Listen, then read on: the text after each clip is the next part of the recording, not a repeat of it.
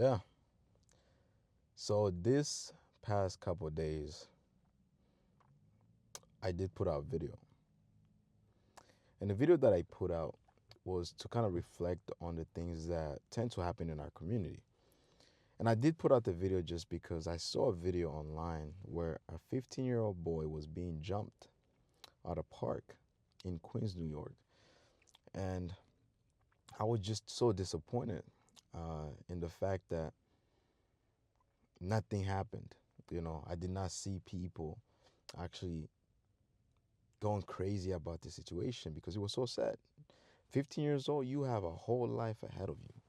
You have a whole life ahead of you. And just someone coming into your space, bully you, and take your life from you, it's ridiculous.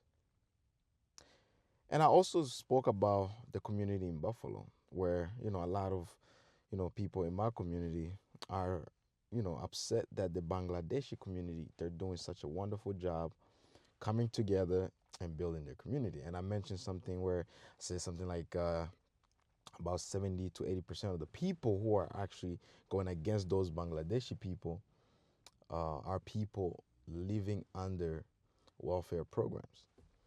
And someone got offended about it. And I understand. But after speaking about all the violence that's happening in our community, they their approach to the conversation was that their main focus was, hey, it's not 70%. You crazy. Da da da da. You know? And cool. You have the right to speak your mind. I respect that. That's why this country is one of the greatest country in the world because it allows people to have their own opinion. When I'm when we're having a conversation, a lot of times what triggers a lot of people in our communities because most people tend to just listen to respond. They don't comprehend. They don't listen to understand before they respond. So it triggers them because they have not yet understood what you're trying to say, what message you're trying to get across. I sit down with a lot of different people. I sit down with grown people in our community. I sit down with individuals that have been to prison in our community. I sit down with, like, if you've tuned into my podcast, Easy Pinchot podcast, I sit down with everyone. And when I sit down with them, we tend to speak about issues in our community. And a lot of those people that actually went to jail, they come into the community and say, especially, the OGs, they're like, man, we got to do something about it. These little kids, so called YNs, they're destroying the community. And we're not holding them accountable. And we also have to start speaking to the parents because the parents are the ones who are actually um, allowing this kind of behaviors to occur. Like I said, before you go ahead and criticize what's outside, you have to look first within. How are you doing?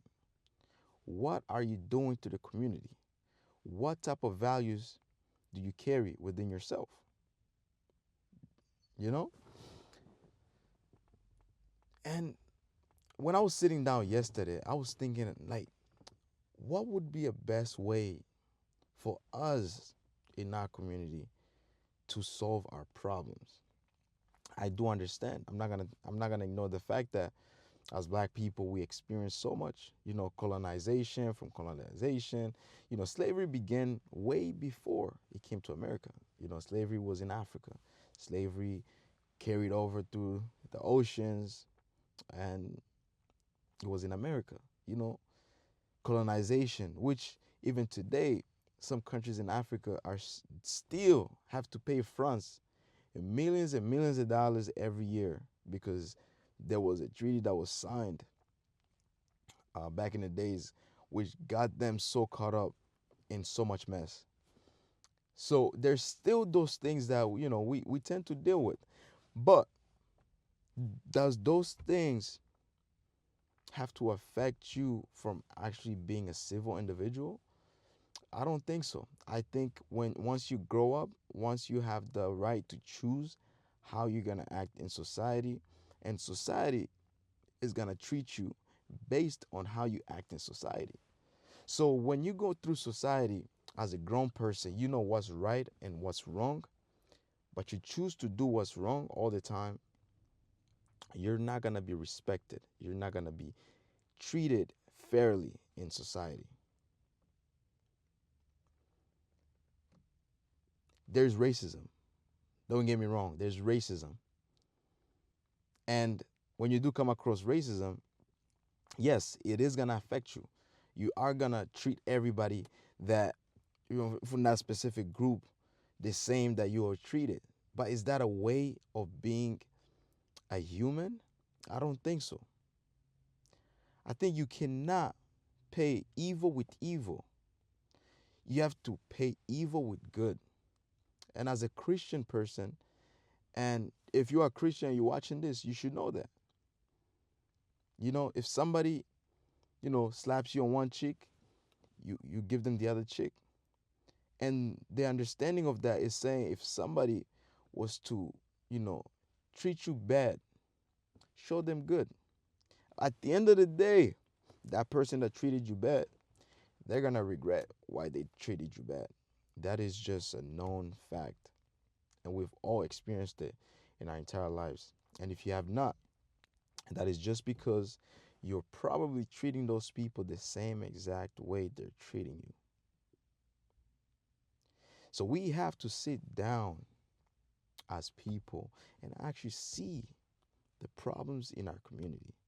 This is why I'm always speaking to the youth. This is why I tend to sit down with the youth and have conversations with them. And a lot of the youth that I've spoken to, a lot of them are in college right now. They're doing good things for themselves.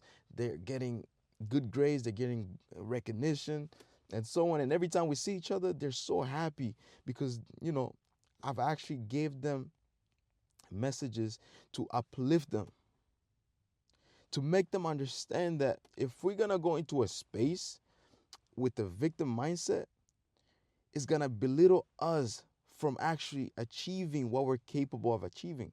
Because you're going to always feel like if something doesn't go your way, some people are against you. I don't want you to feel like that.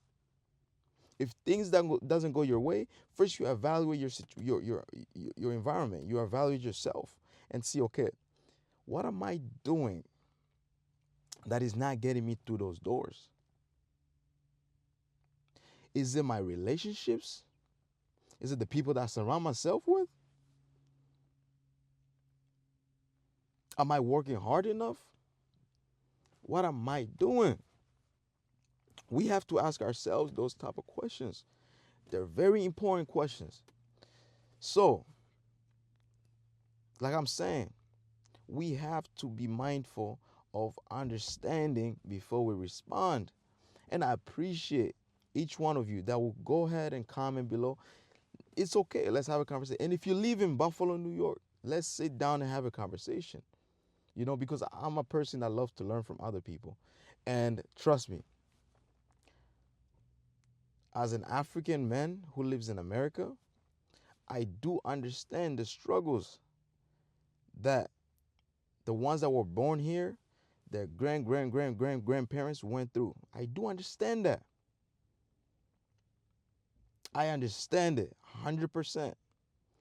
But I can tell you, we cannot forget history, but we cannot allow history to dictate our lives because we can be better. We don't want to look back and say, oh, this person is keeping me down. No, look at the circumstances that you live in. What's also keeping you down? Is it just this person? Or is it the people that you're around? Or is it the things that you're doing? That's how you can be a better person in this world. I don't know. We all grew up different. I grew up with my parents actually telling me that before I start blaming others, look at yourself in the mirror. Look at yourself. It's you versus you before it's you versus everybody. Thank you for listening. Please go ahead and hit the subscribe button. Peace.